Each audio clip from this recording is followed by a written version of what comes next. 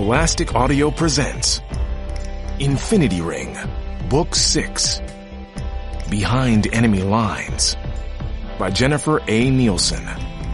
Read by Dion Graham. Chapter 1. Hit and Run.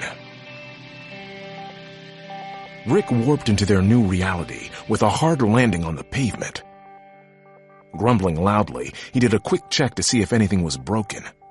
For some reason, he had a stick in his back pocket, evidence of their recent adventure with Sacagawea. It was split in two, but that wasn't the break that worried him. He was sore where he'd landed on one knee and knew he'd have a nasty bruise soon. When he joined the historians, nobody ever warned him about the more painful parts of the job. "Are you guys okay?" he asked Dak and Sera. But when he received no answer, he jumped to his feet and looked around. Where were they? "A little help, please." That was Dak's voice, but it took a minute for Rick to find him. When he did, he groaned in disbelief. Dak and Sera had landed above him on the awning of a building. They might as well have landed in a pillow factory. He reached up to offer them a hand down, but Sera only grabbed the bar of the awning and used it to swing herself to the ground. "Showing me up now?" Dak asked with a laugh. "Okay, I've got this."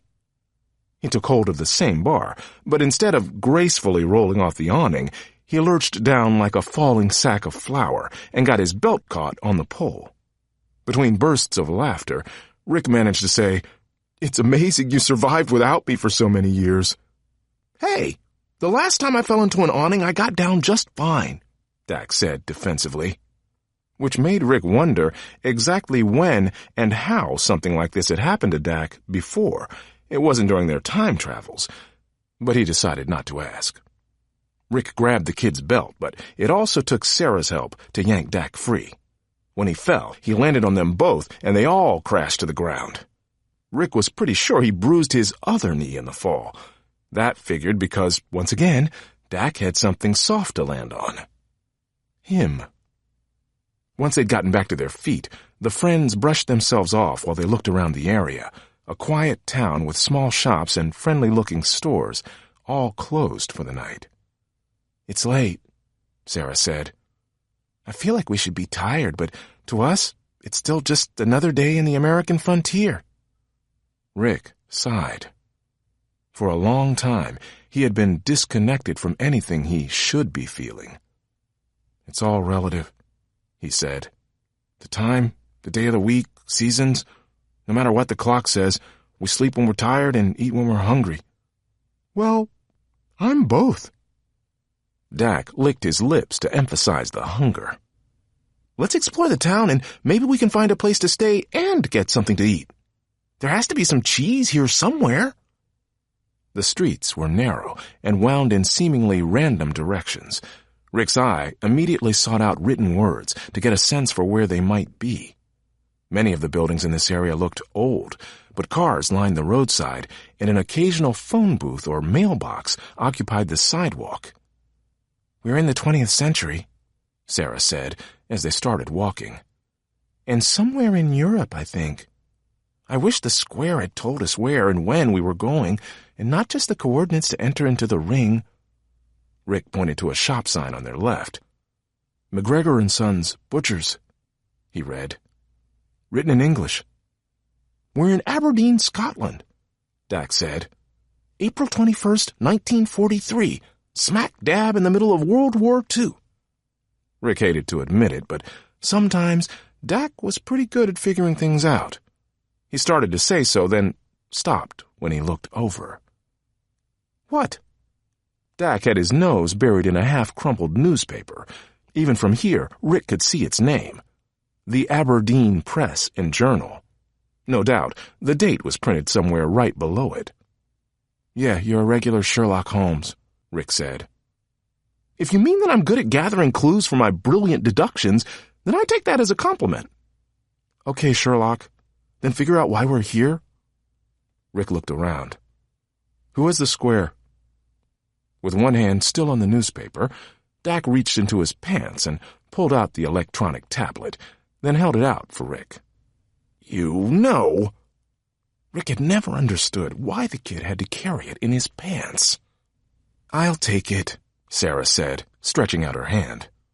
It's been acting funny ever since I had to take it apart in Baghdad, so I'll probably have to tinker with it anyway. The three of them huddled beneath a streetlight, and Sera powered on the device. The screen was slower to come on than usual, which worried Rick. Even in the 20th century, technology was still very basic. The best computers of this era filled entire rooms and were only capable of simple math. Where were they supposed to get another square if this one failed? He knew the answer to that. The future. In fact, the historians had already told them they would have to return to the future for a new square before they could fix the prime break that had started it all. But Rick wanted to put off that trip as long as possible. He'd interacted with his own ancestors several breaks ago, and he was terrified of facing the consequences of his actions, especially if the consequences meant that when he returned to the 21st century, he would no longer exist. Sera pounded on one side of the device, and words faded onto the screen. One word, actually, and she leaned in to see it better. It must be broken, she said. We only have one piece of the code. What's the word? Rick asked. She shrugged. Run? Rick folded his arms, wondering what sort of clue could be embedded in that word. Run? Yeah, that could mean anything. On this date in Aberdeen, that means only one thing, Dak said. Run! He bolted down the street with Rick and Sera on his heels. They hadn't gotten far before Rick detected the faint buzz of engines coming toward them. Airplane engines, and plenty of them. Bombers! Rick cried. Dak paused long enough to turn around. There was fear in his eyes, and Rick couldn't help but follow his gaze. Silhouetted against the night sky were the forms of several planes flying low enough that the black Nazi swastika was clearly visible, outlined in white on their tails. A shudder went through him just to look at it.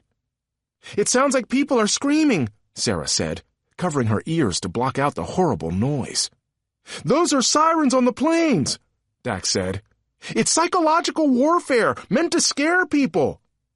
Because bombings aren't scary enough? Sera called back. Everyone was scared of the bombings, Dak called over his shoulder. The German Air Force was one of the strongest in the world at this time. Stop yelling history facts and run faster, Rick said. Dak's retort was drowned in another siren, this one coming from nearby. The ear-splitting sound pierced the night, warning the sleeping town of the raid. And then the planes were upon them.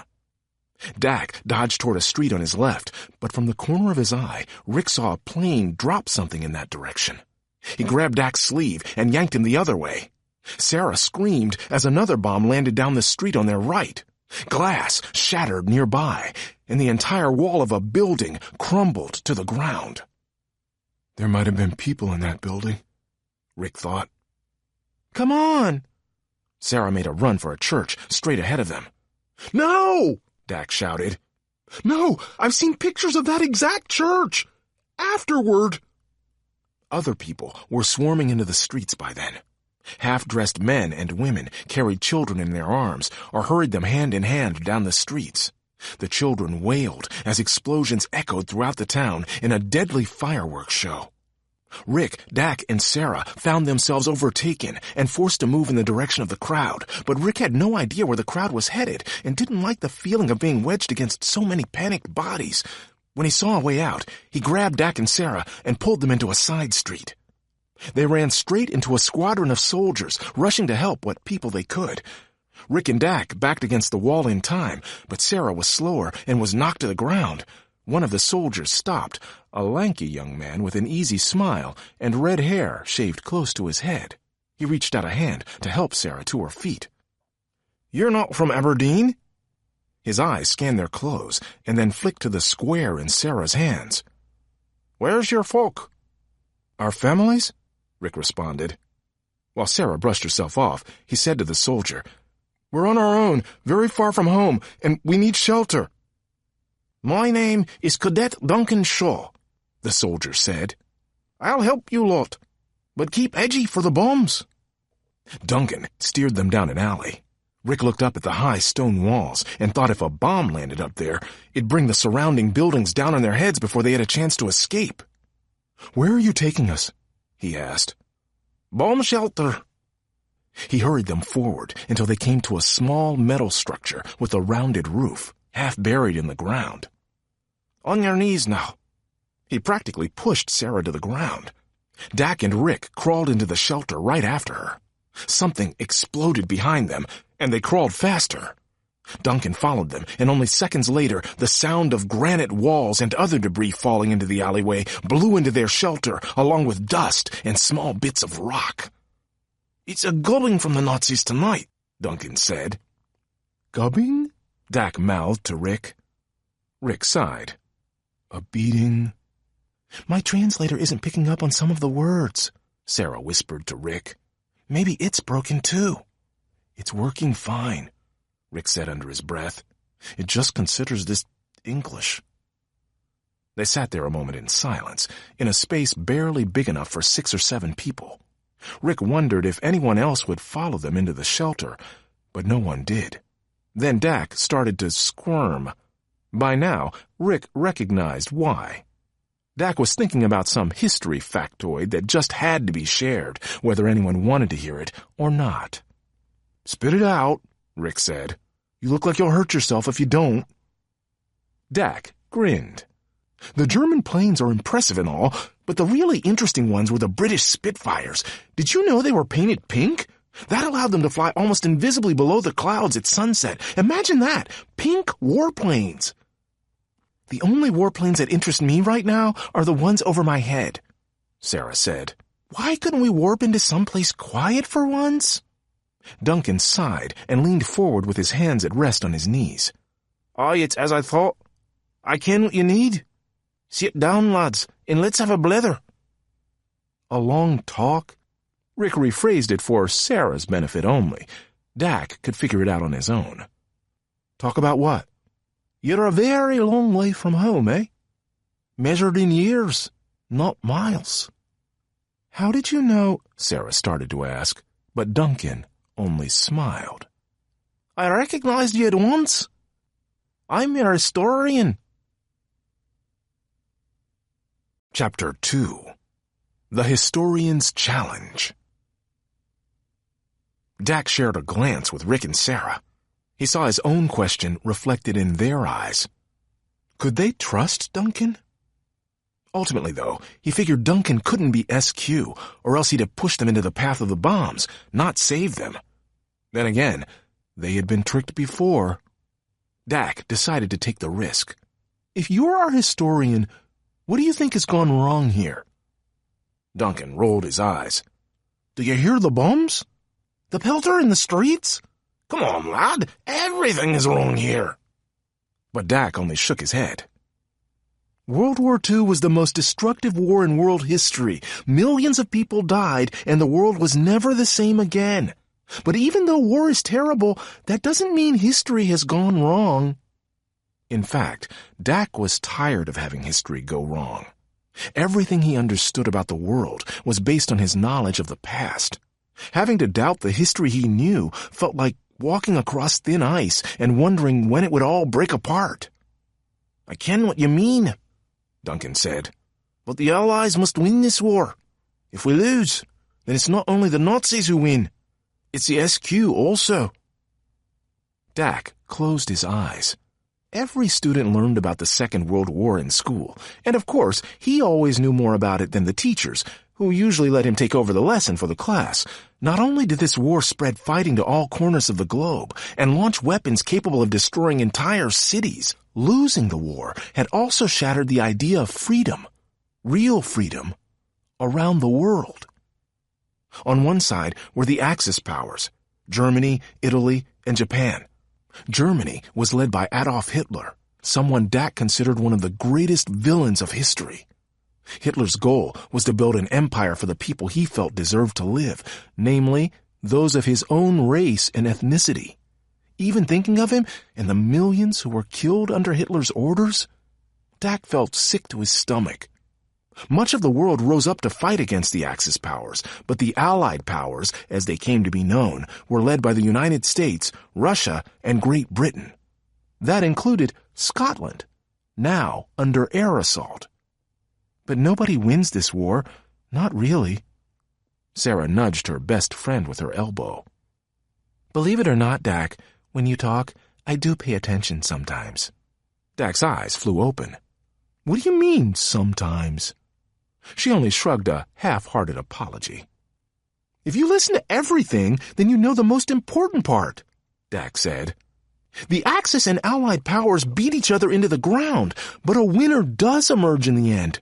Because all the destruction creates a void. It leaves a hole for an organization that has been waiting hundreds of years for the right opportunity. Rick jumped in. Shortly after the end of World War II, the SQ openly revealed itself to the world, offering peace, safety, and progress. The world took hold like a drowning man to a rope, but instead of fulfilling its promises, the SQ only brought tyranny and fear. Aye, it's as we thought, Duncan said.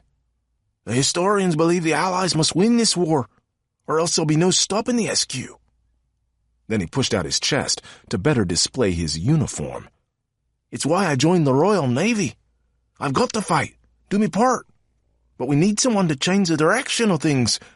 You three. Sera shook her head. 3 kids change the direction of a world war? That's crazy. There's no way. They paused for a moment while an explosion went off very close to them.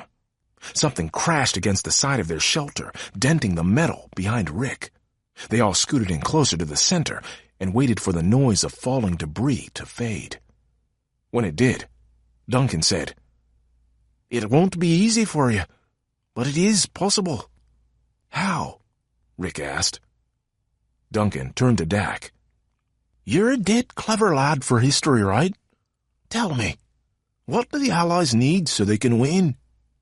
Dak snorted. Asking what he wanted for dinner was a harder question than that. Germany and Italy were very well defended, he said. If the Allies are going to win this war, they have to break through those lines. It's like a soccer game, Rick said. You can play defense all you want, but you'll never win unless you go on the offense to score a goal. Yeah, Rick, Dak said. Major world wars are just like soccer games, just exactly the same. Rick and Dak both grunted as Sera kicked each of them in the shins. Speaking of soccer, that was pretty good skill, Dak thought. She'd kicked 2 different targets at the same time, and pretty hard, too. I ken your point, Duncan said. Aye, the Allies must break through to Germany and Italy. The best place to do it is the island of Sicily. Yeah, good luck with that, Dak said. Guess who else knows how important Sicily is? Germany!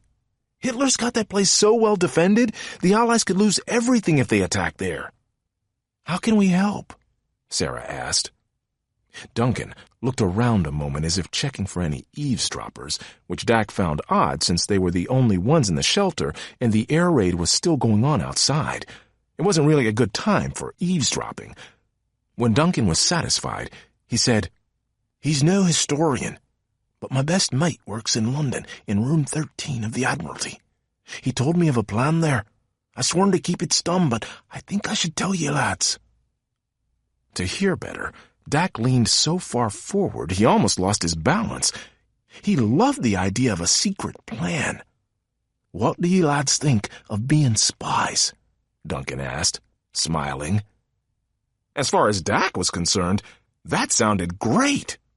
He started to tell Duncan about how espionage went back to the earliest days of recorded history, but was cut off by the sound of a woman crying for help out in the alley.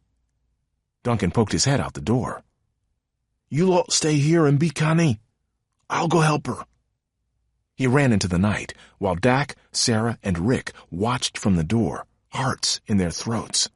He got the woman safely beneath an arched doorway, but as he ran back toward the shelter, another explosion went off and rock toppled from the skies above, filling the alley like an avalanche of destruction.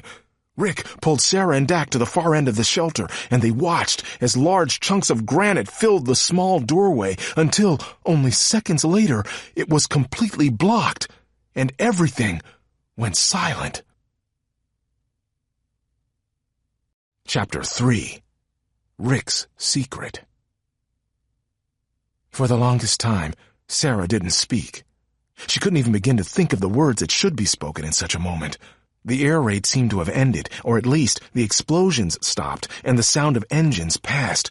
But there were no other sounds either, and certainly not Duncan's cheery voice. Finally, Sera whispered, "Do you think he's—" She looked over at Rick, who slowly shook his head. "There's no way he survived that." The three friends all dropped their eyes to the ground and shared a moment of silence. "He died a hero," Dak said at last. "And he told us enough to get started here. We have a chance to save a lot of lives." "Yes, but how?" Sera asked. "The historians can't honestly expect 3 kids to conquer Sicily." "We're not conquering anything," Dak said. "Duncan asked if we could do spy work. I think that means we're supposed to work behind the scenes. If we succeed, the Allies will do the conquering." "So this will be easy," Rick said dryly. "I suppose we could just start asking around to see if anyone is hiring underage spies." "That's not helping," Sera sighed. "Listen, we still have the square. It'll give us the clues we need." She looked around. "Where is it?" Sera looked at Dak, who looked at Rick, who looked back to Sera. Suddenly, they were all talking and pointing fingers. Sera had given the square to Dak when they ran into the crowd. Dak had dropped it to help a child that had fallen, but Rick had picked it up. He had tossed it into the shelter when they climbed in, but none of them remembered seeing it since they got inside. Then Dak frowned and pointed to the entrance. "There it is." "There it was," Sera mumbled. Sure enough, a corner of the square could be seen in the entrance, crunched beneath tons of granite, wood, and bricks. Even if they could pull it out, and they couldn't, it was totally destroyed. Sera blinked back the sting in her eyes. She wasn't going to cry. Not about this. "If you had the right materials," Dak said, "you could somehow—" "I doubt there's a wide availability of lanthanum or neodymium in 1943, Sera said, thinking of the metals she would need to properly repair the square. "It's okay." Rick seemed eerily calm. "We knew this moment would come. We need a new square.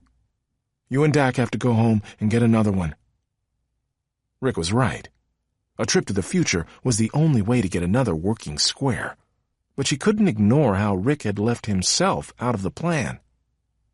"Why not you?" Sera asked. "People back home will want to see you." "How would you know?" Rick snapped. Sera still didn't understand, but her eyes darted to Dak, who was staring at Rick and slowly nodding, as if he had figured out some big secret. Whatever it was, it couldn't be worth breaking the 3 of them up. Dak caught Rick's eye. "Okay, so where do we go once we get home? Last time we dropped in on the old HQ, we were blindfolded." "It's not hard to find if you know where to look," Rick said. "Just outside of the city limits is an old shoelace factory." "Tiny worm shoelaces?" Sera smiled. "Yeah, my uncle drives past that place every day on his way to work. He always makes fun of it." "Everyone does," Dak scoffed. "Seriously, who wants to wear shoelaces that look like worms? So, the headquarters are near there?" "No," Rick said. "That is the headquarters. Tiny Worm Shoelaces is an anagram, a name lame enough to keep the public in the SQ away, but to let all historians know they're welcome," Sera finished. When she knew it was an anagram, unscrambling the letters was easy. "Historians welcome. That's what the building's name really says." "Exactly." Rick turned his attention to Sera. "You and Dak should find Aaron there, and a lot of other people who can load a new square for you." "We'll all go together," Sera said. "It's too dangerous to leave anyone behind." Rick pressed his eyebrows together, and for a moment looked as if he was about to say something. Then he shrugged and said, "If we're going to be spies, someone has to stay here and start creating a cover story for us. I'll do that." "We have a time machine," Sera said. "We can build the cover story when we come back. Trust me, it has to be this way."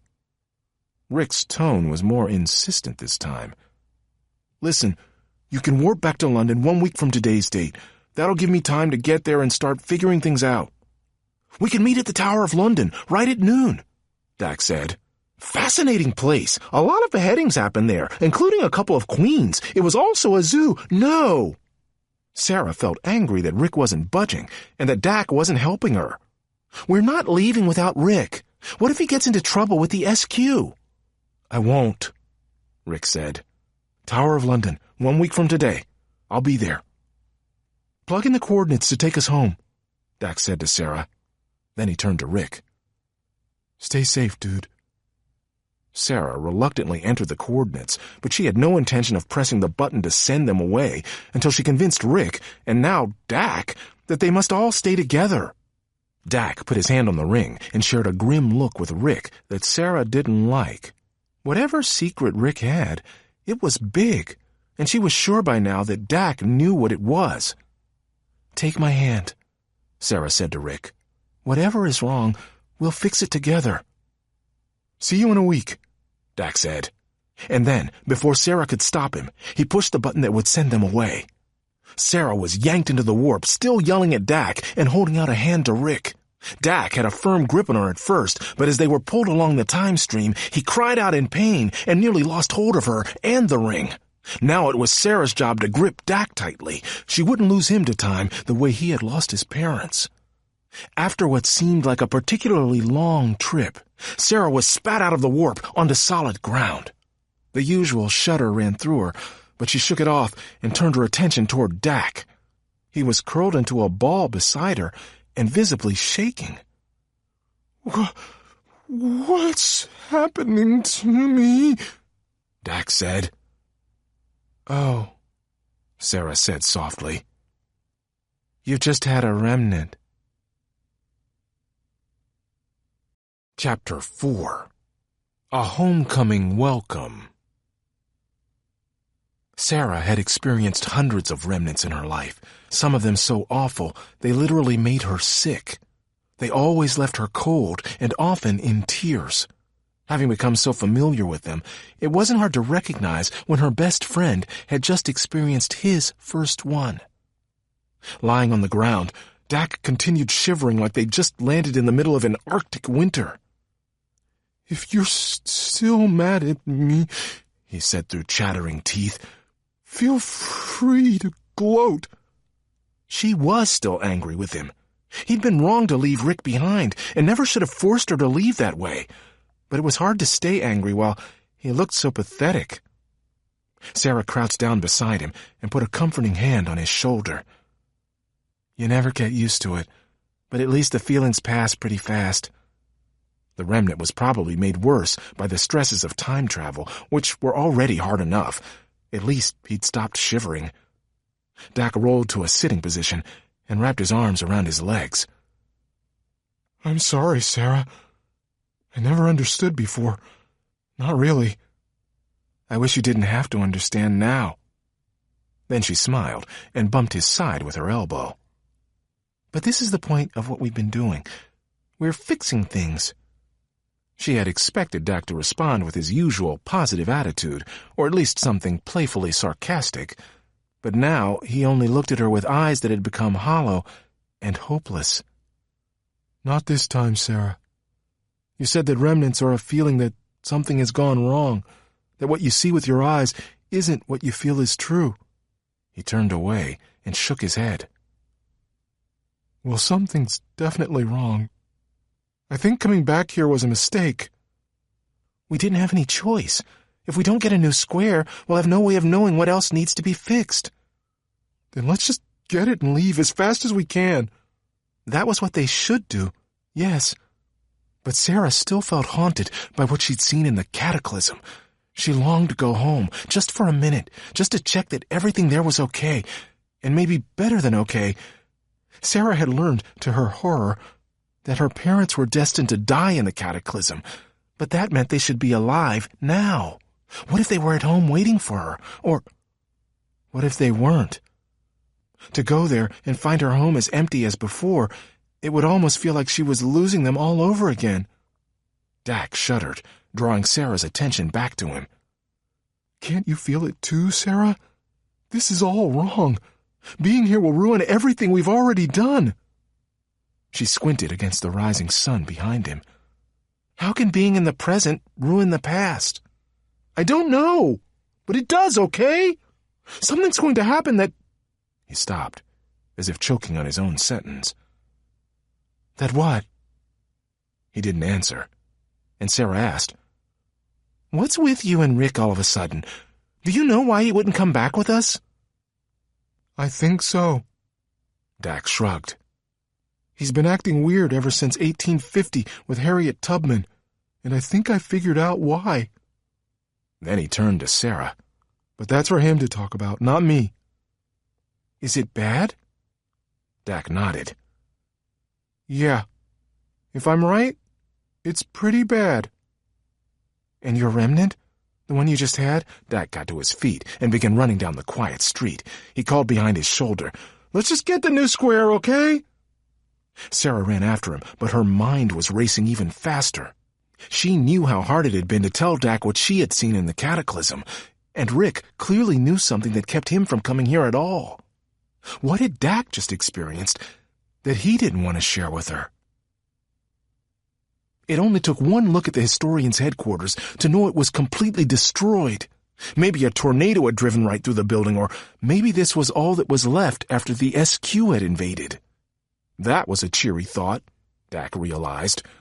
To not know the difference between an SQ attack and a natural disaster? When are we? He asked. I mean, how much time has passed here since we left? It's only been a couple of days, Sera said. I figured if we came back much later, then there would be too many people looking for us. We did just sort of up and disappear. Yeah, Sera would think of things like that.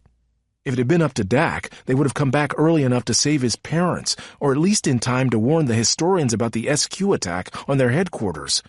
But maybe bumping into their old selves would create some huge time paradox. Probably not a good thing. Still staring at the ruins ahead of them, Sera said, The historians won't be in there anymore. How far do you think it is from here to your house?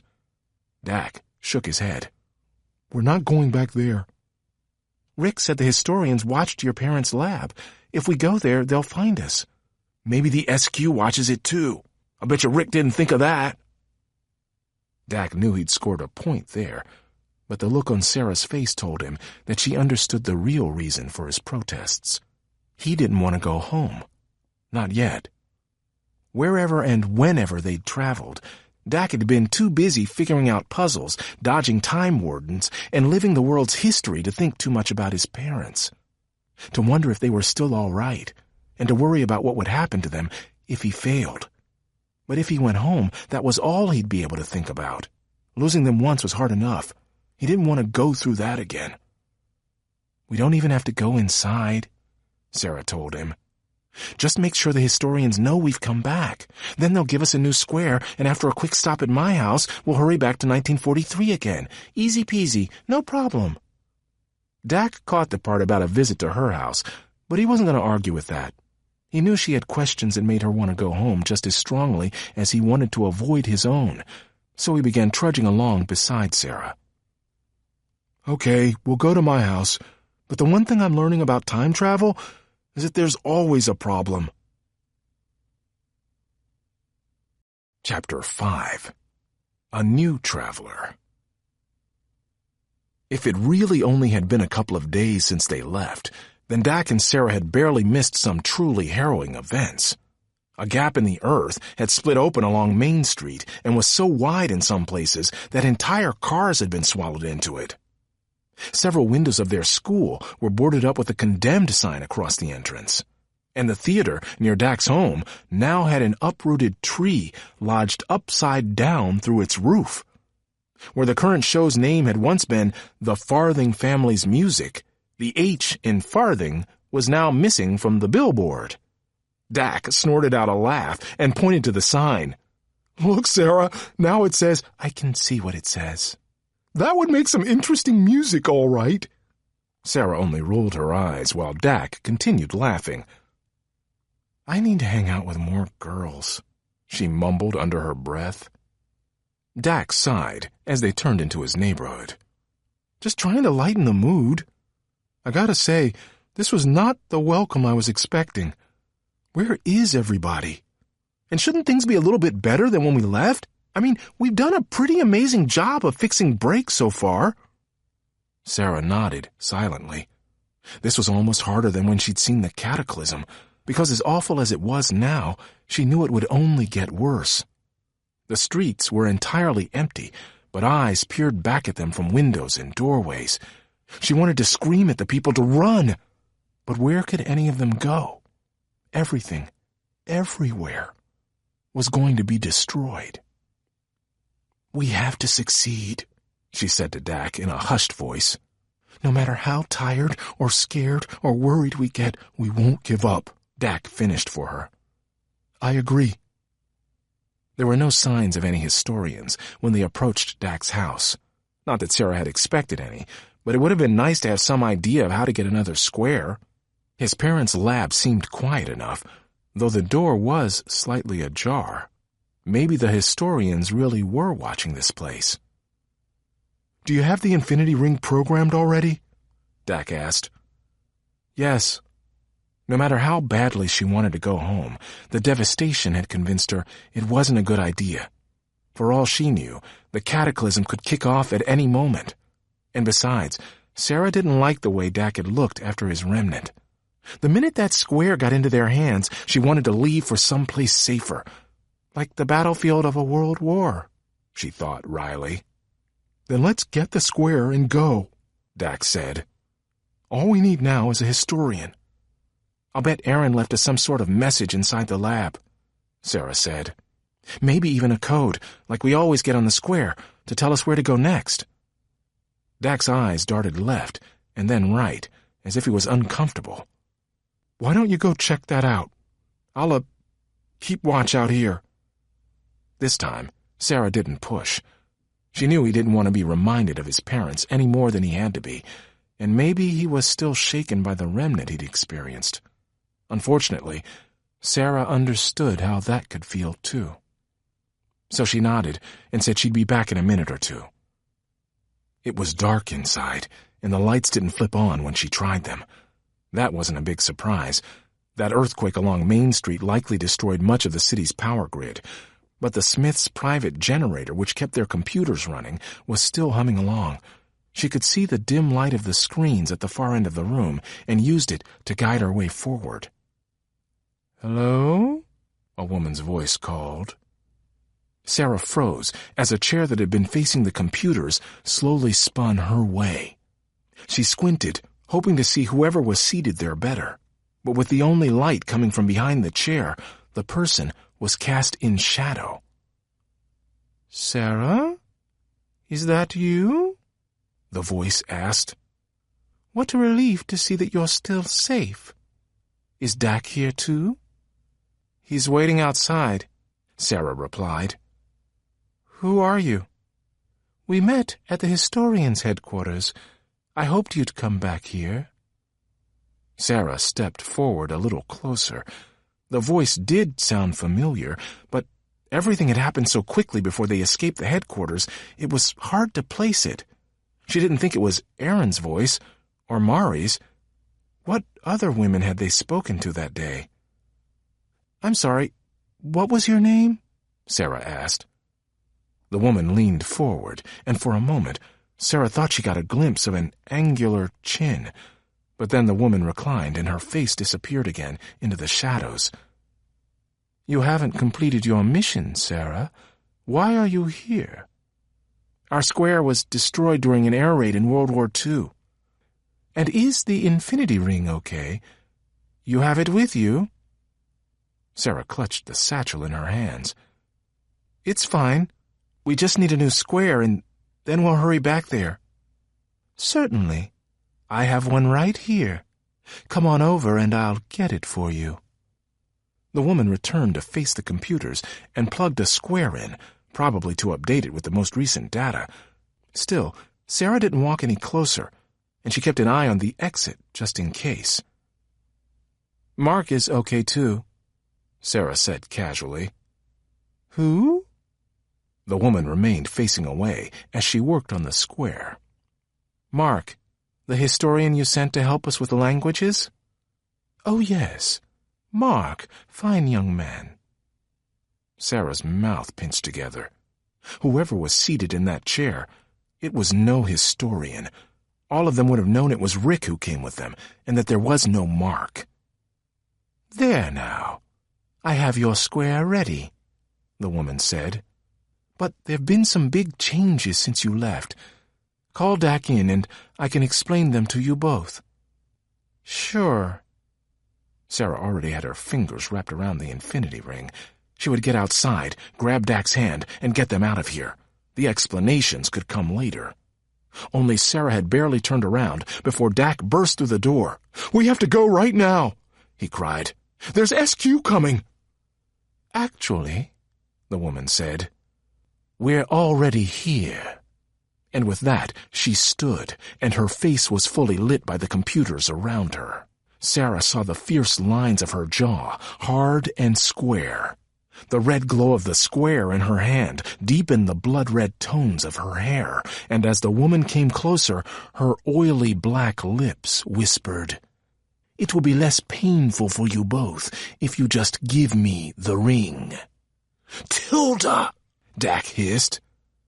Sera remembered Tilda all too well. The woman was an ambitious leader within the SQ, intent on clawing her way to the top. She had led the raid on the historian's headquarters, a raid in which good people had been killed, and she had obviously been waiting for their return. "Now don't go anywhere, Sera," Tilda said. "Don't you know how much you've worried your parents?" Sera froze. Dak clutched her arm as if he wasn't sure whether she'd bull-charge the woman or faint on the spot. But Sera didn't move. "Where are they?" she asked through clenched teeth. "Mommy and Daddy?" Tilda laughed, a humorless, throaty laugh that screeched like nails on a chalkboard. "Oh, they're fine. For now.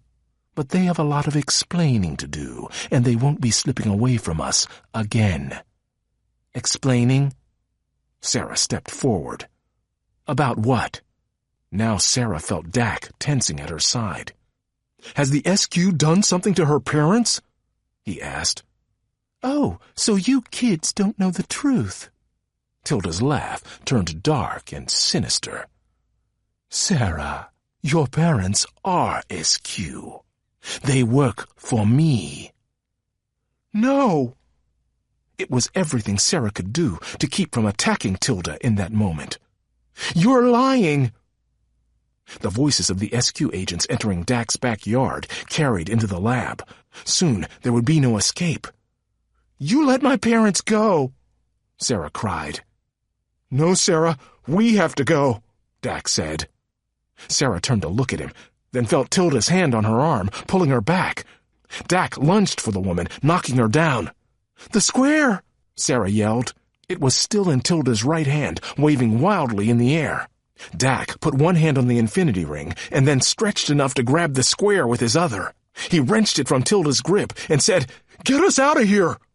At that moment, the doorway was filled with SQ thugs, yelling and pushing to be first through the door to capture the two young time travelers. Sera had her thumb on the infinity ring's button. "Hold on tight," she yelled at Dak.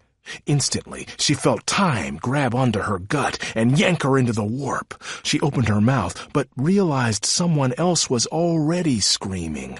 She looked over at Dak, whose face was vibrating so hard he'd shut his eyes as if to keep them from being sucked out of their sockets, but his mouth was clamped shut, too.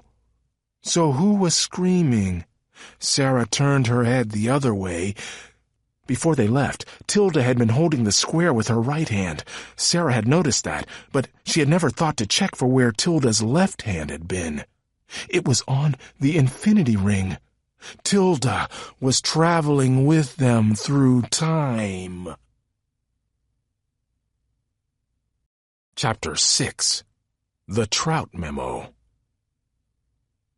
Rick had come early to the Tower of London, where he was supposed to meet Dak and Sera. Maybe there was no point in coming early. No matter when they left, they would arrive at the precise time that Sera programmed into the Infinity Ring, and not 1 minute before. This time and place weren't too bad for him to navigate on his own. After all, he'd made it to London without any trouble. But the truth was that he'd gotten used to having Sera and Dak with him on these adventures. They were all friends now. Even Dak was, though neither of them would ever admit it. But it was something more. Dak and Sera had become like family to Rick.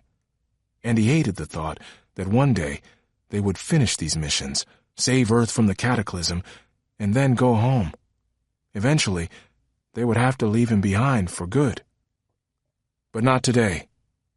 Rick straightened his spine and paced for the 20th time around the gatehouse that marked the entrance to the Tower of London.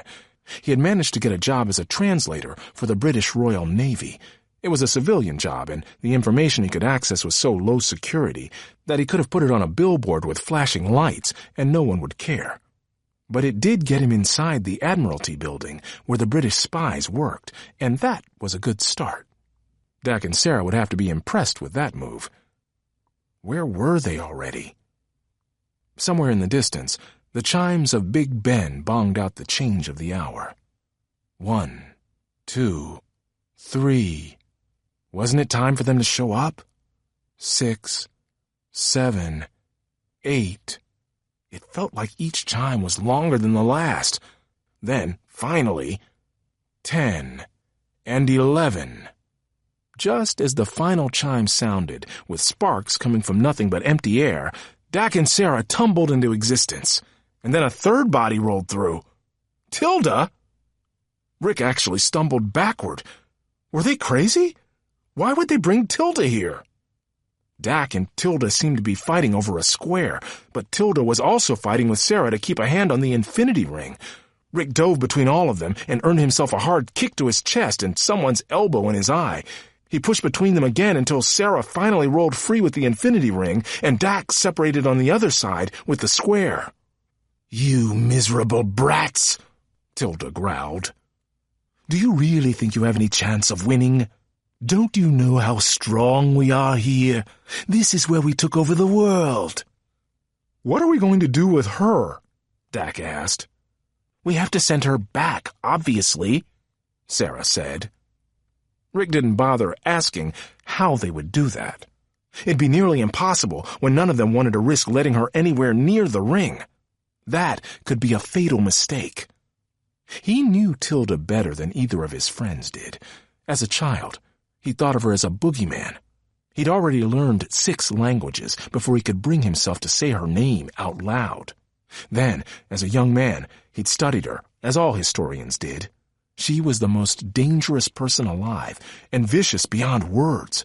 Most historians believed that the SQ would loosen its grip upon the world if only they could be convinced that the cataclysm was real and that it was coming. But Tilda was driving the entire planet toward the cataclysm, and it seemed like she wanted to step on the gas pedal to make it happen sooner. Then Rick remembered something else about Tilda. She came from the future, a future that their actions had already changed. "Do you know who I am?" he asked her. Tilda hadn't expected that. She stood there, recovering from her first warp through time, and blinked at him. "Do you know who I am?" He yelled the question this time, lunging forward, gripping her arms, and shaking her. "Oi, you there!" A policeman on the street behind them had noticed them surrounding Tilda, had heard him shouting at her. Rick could only imagine how this must look. "Run!" Sera cried. Dak started to protest that they couldn't just leave Tilda, but Rick and Sera grabbed each of his arms and dragged him off. The officer pursued only a few steps before he returned to Tilda, who was doing a fabulous job of pretending she had been the victim. "Yeah, helpless little supervillain," Rick muttered when he glanced behind them. "That man had better not look her straight in the eyes, or I bet he turns to stone." They ducked into a narrow alley to catch their breath, stow the infinity ring in square, and brush themselves off. Sera turned to Rick. "Do I even want to know what that was about? Do I even want to know why in the world Tilda was with you?" he shot back. "What happened in the future?" "I don't want to talk about that," Sera snapped, then eyed Dak. "Not ever." Dak turned his obvious frustration back to Rick. "Maybe you've had it easy resting here for the last week, but for Sera and me, that was 3 trips through time in just a few hours with an aerial bombing, a nice bombshell of news, and an SQ attack in between." Rick hadn't been relaxing these past few days, but it certainly wasn't anything compared to what Dak just described. Still, when Dak bent over with his hands on his knees, Rick did consider giving him a push to the ground. Just a little one. "Sheesh, sorry I asked," Rick said. Sera, I get it. I do. Dak had turned to face Sera, and his voice was low, as if he didn't want Rick to hear. Rick kicked at the ground, but aimed his ears in their direction to absorb every word he could. My parents made mistakes too. Really? And are their mistakes going to destroy the world? Well, no. Then you don't get it. She pushed past Dak and said, "Let's just figure out what to do now. Are we going back for Tilda?" "Well?" Dak didn't say anything, and with the mood Sera was in, Rick wasn't about to be the first to speak. Sera folded her arms. "Someone answer me." Okay. Dak glanced back toward the Tower of London. "Maybe it's better if Tilda is stuck in this time for now. At least she's not at home causing even worse damage. Without an encyclopedic knowledge of history, how much harm could she do?" "And you got a new square," Rick said. Tilda had it, not the historians. Dak handed it to Sera. "I think you better check it out before we trust anything it says." Sera made a face, then took it and started pushing buttons. "It's password protected, just like the first one was. I think she must have been trying to hack into it when we dropped in on her." She typed in a word. "The password is password, just like before. It's booting up now." Rick reached into his bag. "Since we have a few moments, maybe you can both change into some clothes that don't stand out so much. Sera, I have a special surprise for you." Sera looked up from the square and narrowed her eyes, as if she wasn't sure whether he was serious or teasing her. Rick pulled 2 sets of clothes from the bag, one in each hand. He held up his right hand first. "Here we have a pretty polka-dot dress. Very nice." But he saw that Sera was already eyeing his left hand, and a smile was spreading across her face. "Pants!" she cried. "Girls finally wear pants here?" "It was a growing trend in the 40s, Dak said. "Pants were more practical when so many women were going to work for the first time, to help the war effort. Not now, Dak." Forgetting her bad mood, Sera thrust the square back onto her friend's lap and yanked the pants and sweater from Rick's hand, then ran deeper into the alley. "If anyone comes back here while I'm changing, I'll hurt you." "Pants." Rick chuckled to himself. I knew she'd like that. Dak pointed to the other clothes still in Rick's hands. "Good for her, but if you think I'm wearing the dress now, you're crazy." Rick dropped the dress back into his bag and pulled out a pair of boys' pants and a shirt for Dak. "They're not fancy because everything is rationed here. Clothes, food, supplies, but at least you'll blend in better than you do now." Once Dak had taken the clothes, Rick went back to his bag and pulled out some bread wrapped in brown paper. "I also figured you'd be hungry." "Starving is more like it." Dak had a slice in his mouth even before finishing his sentence. "Is there any cheese?" "Are you kidding?" Rick asked. "I had to scrub a grocer's floor just to earn that." He hesitated a moment, then quietly added, "Was she mad at me after you two went to the future?" "She was mad at both of us," Dak said. "But you know why I couldn't. Why I can't. Right?" Rick couldn't even say the words to Dak. It was hard enough just to think about his future, much less have to explain it. Dak only swallowed the food in his mouth and said, It won't take long for Sera to figure it out, too. We're here when you want to talk about it. That was good to know. But at least for now, Rick still hated even thinking about it. He put his problems to the back of his mind when Sera reappeared in her new outfit. She did a high kick in the air and laughed, then told Dak to get changed next. Once they were all ready, they gathered around the square. Words had appeared on the screen. Trout, HDM S2W, EEMWTO, LAAIHL, PDNMEF. Trout? Like the fish? Sera groaned. And the rest is gibberish. It could mean anything. And the number 2 is in the first word, Rick said, shaking his head.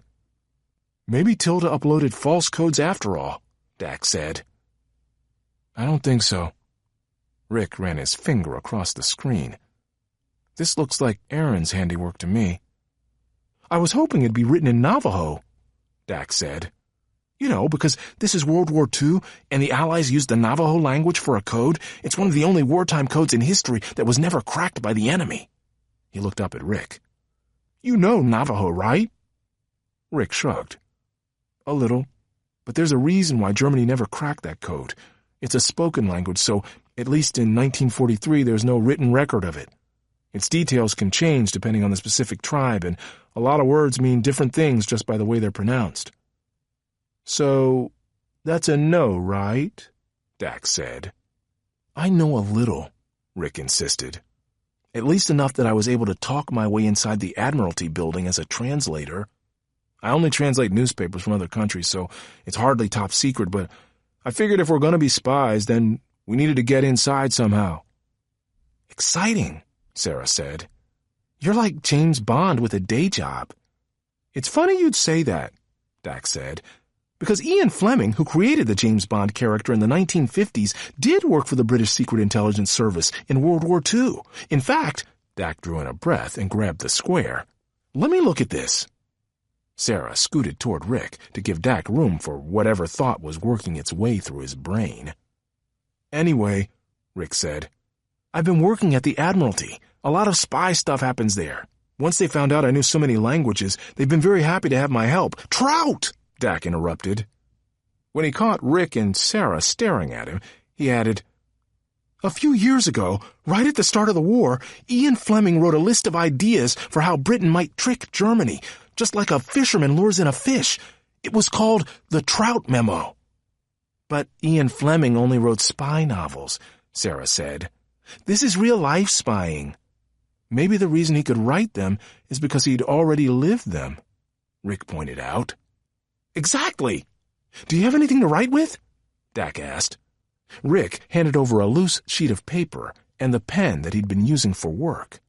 Dak started writing immediately, then, after a minute, scratched out what he'd done and started over. Anyway, again, Rick said. Maybe I could bring the square's code in and ask some of their code breakers to look at it. For the love of mincemeat, Sera said. We can't tell anyone about this code. Time traveling brings a whole new meaning to the term top secret. Mincemeat, Dak said. Yes, Sera, you're brilliant. So am I, by the way. We're still waiting on Rick. Rick muttered something back to him in a language their translators didn't pick up.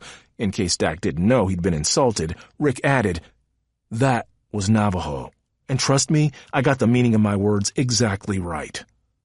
To Rick's surprise, Dak only chuckled and went back to his writing. After a moment, he looked up and announced, I know the code. I just lined up the first letter of each word, then the second letter of each word, and so on. 6 words, 4 letters each. Sera and Rick looked to Dak's chicken scratch. Help dead McMann swim to the wolf. Oh, good, Sera said. That clarifies everything. You've made a mistake, Rick said, then chuckled. What's an M-man? A mailman? Marshmallow man? Sera nodded and, with a snort of laughter, added, Maybe it's the Muffin Man. But Dak only shook his head. Here's a tip for telling jokes, dudes. they're always better if they're funny. Then he stood and stuffed the square into his pants. The McMann is real, and it's the key to the Allies winning this war. Come on, we've got work to do. Chapter 7. Mincemeat Man. Dak wasn't sure where he was going, only that he had so many ideas turning in his head that he needed to move just to keep things flowing. Rick and Sera were on either side of him, and as they walked, he tried to explain the code. Hitler's first name, Adolf, means wolf. He used to call himself that sometimes, like a nickname. Charming, Sera muttered. And we have to help a dead guy swim to him? Rick asked. Because I'm not going near any dead bodies. Well, I'm not going anywhere near Adolf Hitler, Sera said.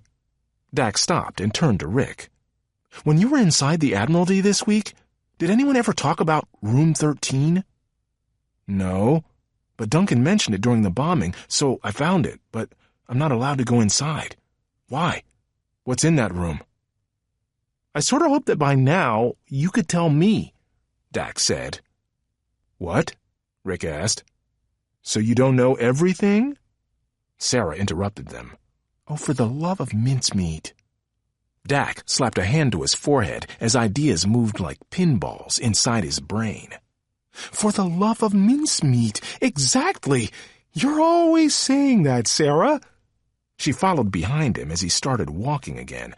I only say it when you two are fighting. Dak grinned. Like I said, you're always saying it.